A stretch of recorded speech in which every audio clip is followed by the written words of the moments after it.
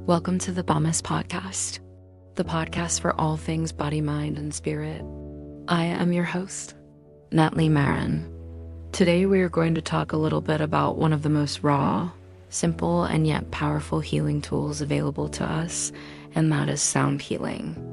But before we get deeper into the topic, a little bit about myself. I studied Reiki in 2002 and 2003. And have been practicing Reiki and energy medicine for more than 20 years. I have been making meditation music since 2017.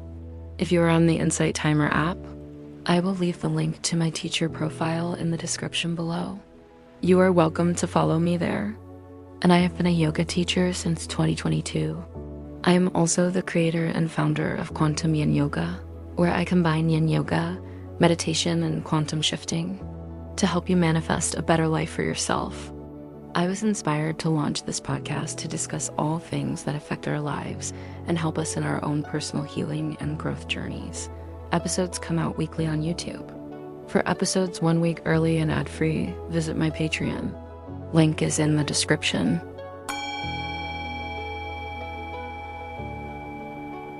It was 2004 when I was first introduced to sound healing.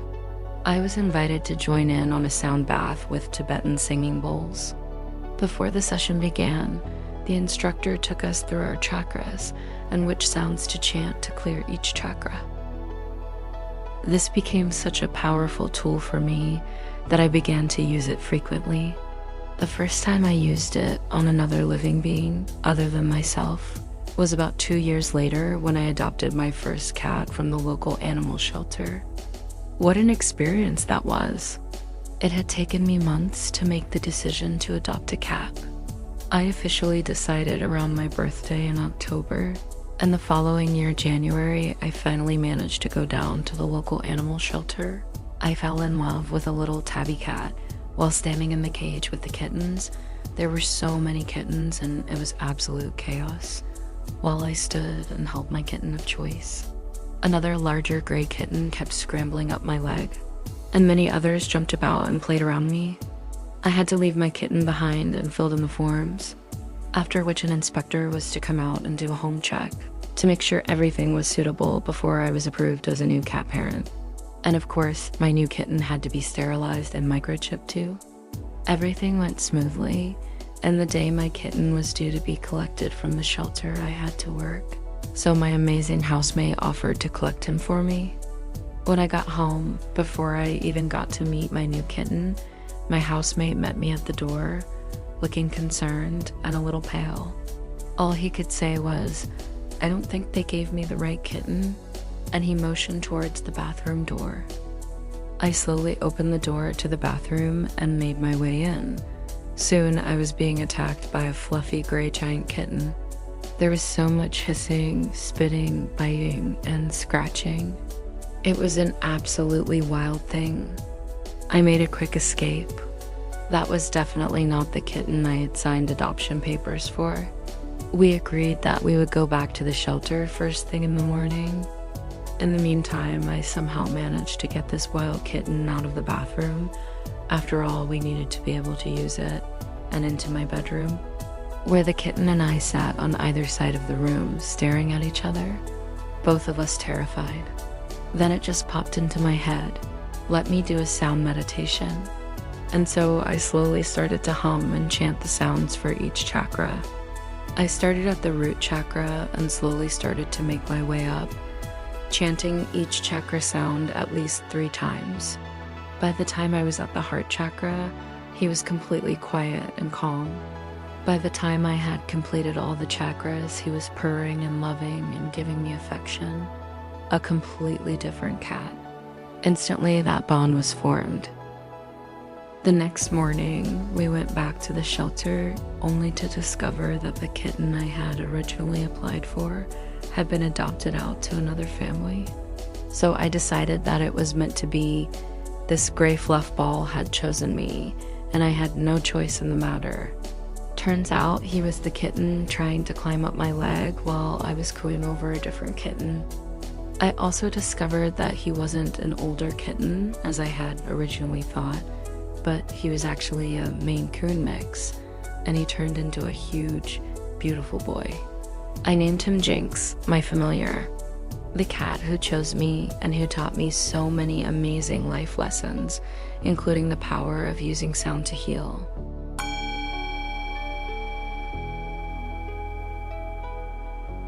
Long before we had written language, before we had laboratories or diagnostic tools, before healing was something outsourced, we had sound. The human voice was the first instrument. The drum was the first heartbeat we learned to mirror. The rattle, the flute, the bell, extensions of breath and bone and rhythm. Across ancient cultures, sound wasn't just for entertainment. It was medicine. In ancient India, sound was understood as the fabric of creation itself, called the Nava Brahma, which translates to the world is sound, or the universe is sound. It uses mantras, which are not just symbolic. They are precise vibrational tools used to attune the body, mind, and consciousness. Sanskrit wasn't just spoken. It was designed to be felt in the body, activating specific energetic centers through resonance. In Tibetan traditions, singing bowls and overtone chanting were used to guide the nervous system into deep states of coherence, not to escape the body, but to inhabit it more fully. In ancient Egypt, sound was considered a force that could shape matter. Temples were built with acoustics in mind. Certain chambers amplified chanting and toning, allowing sound to move through stone, water, and flesh simultaneously. In indigenous African traditions, drumming was never entertainment alone. It was communication, diagnosis, healing. The drums spoke directly to the body, entraining heart rate, breath, and emotional states.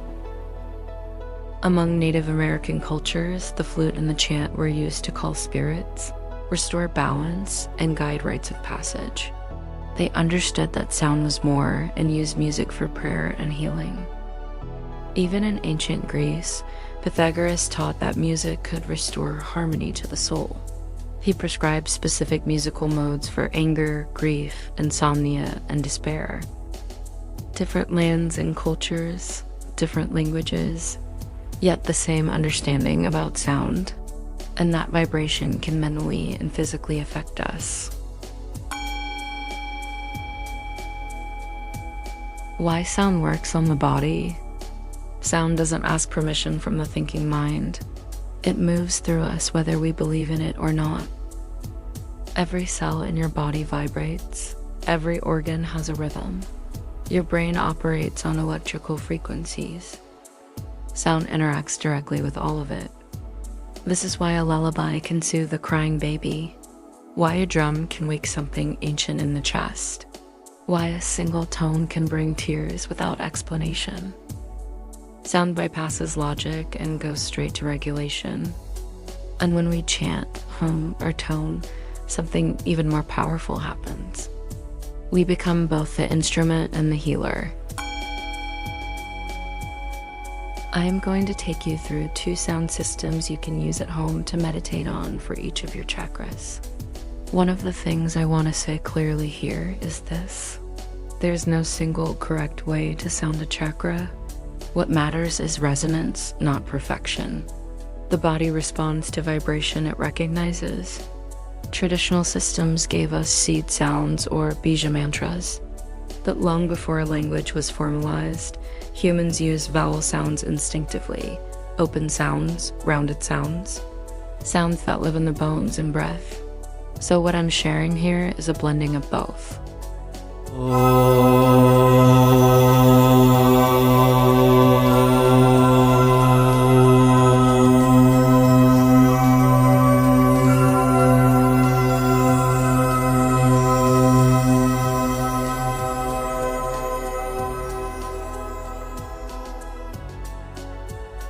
The root chakra, Lam and Om. The root chakra lives at the base of the spine. It governs safety, grounding, and our sense of belonging in the world. Traditionally, the seed sound is Lam, a low, earthy vibration that travels down into the legs and feet. but many people intuitively use Om here, and that makes sense. When Om is sounded low and slow, it anchors awareness into the body, it settles the nervous system, it creates a sense of safety. Whether you sound Lam or Om, the intention is the same. That intention is, I am here, I am supported, I am safe.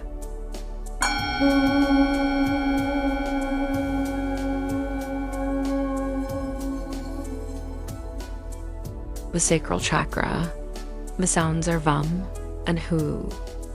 The sacral chakra sits below the navel. It governs emotion, creativity, pleasure, and flow. The traditional seed sound is Vam, which has a rolling wave-like quality. Vowel sounds like Hu naturally vibrate in the lower belly. They soften tension and invite movement. These sounds help energy begin to circulate again, especially where feelings have been suppressed or held. This is the chakra of fluidity. Let the sound ripple.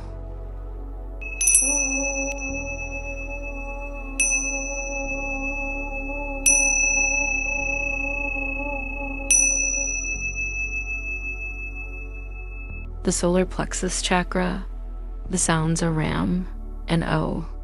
The solar plexus is the center of personal power, will, and confidence. The classical seed sound is Ram, a fiery sound that activates the diaphragm and core. The vowel sound O lands perfectly here. It resonates in the upper abdomen and chest, strengthening without forcing. This sound supports healthy boundaries and self-trust. Not dominance, not control, but clarity and personal strength.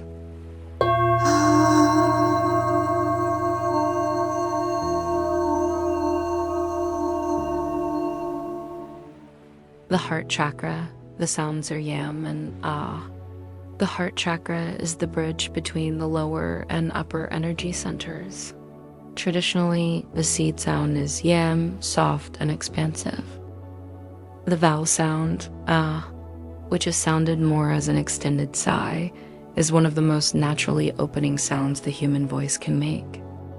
It drops the shoulders, it softens the chest, it invites breath. This is often where emotion rises, and that's not a mistake. The heart responds to honesty more than technique.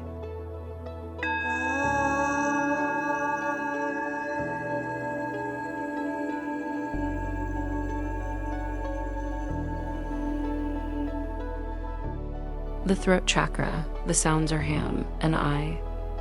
The throat chakra governs expression, truth, and communication. The seed sound Ham vibrates directly through the throat and neck. The vowel sound I activates this area in a very precise way. It brings awareness to the jaw, tongue, and vocal cords. This sound helps release what has been held back or swallowed. It supports speaking truth gently, not forcefully.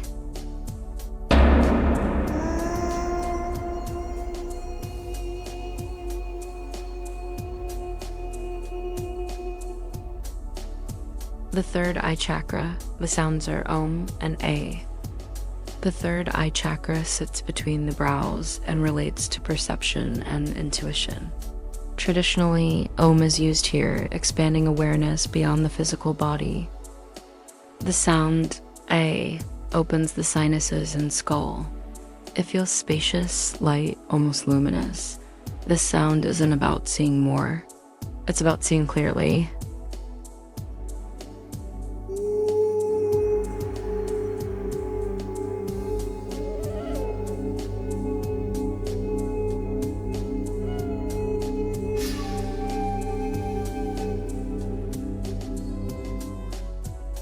The crown chakra, the sounds are silence and E.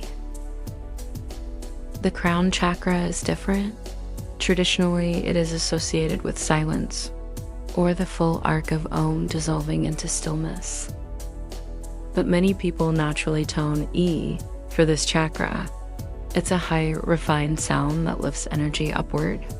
The sound can feel subtle, even delicate, and when it fades, what remains is the feeling of presence and an awareness beyond ourselves.